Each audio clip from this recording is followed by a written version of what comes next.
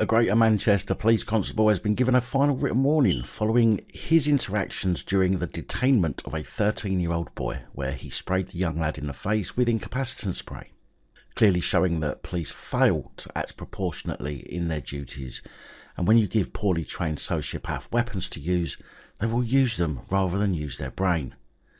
A complaint was made to the IOPC in August 2020 by the child's father following the incident, in which the unnamed police constable, yes, he's been afforded anonymity, was dealing with an alleged drug deal in a park in Moss Side.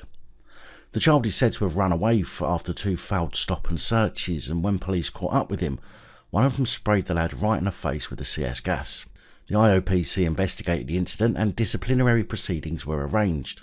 IOPC Regional Director Amanda Rowe said using the CS spray was neither reasonable nor proportionate and could have been avoided.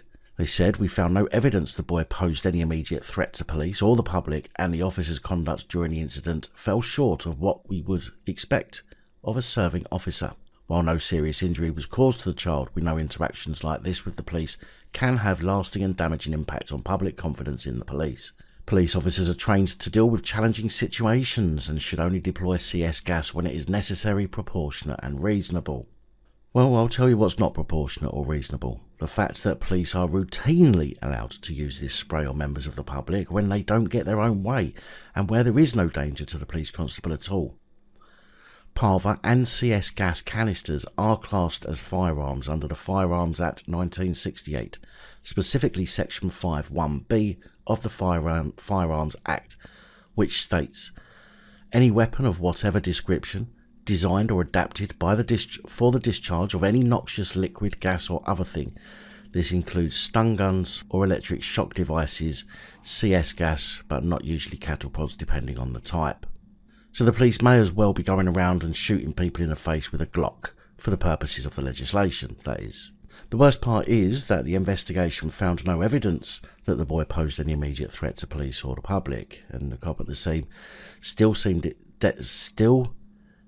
it necessary to use the spray, which is a frightening scenario. Although I'm sure a few people will tell me it's far different being a cop in the middle of an incident than that of an investigator looking at events after the fact. But I say to you 2 things.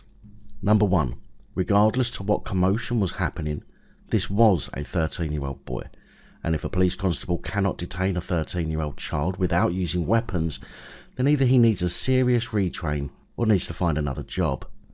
And number 2, fuck off you. Big thank you to channel supporters, especially these guys. Your support is truly appreciated. Don't forget to like, share, comment and subscribe. Let me know your thoughts, as I know many of you will. And until next time, stay safe, look after each other, film the police and other officials.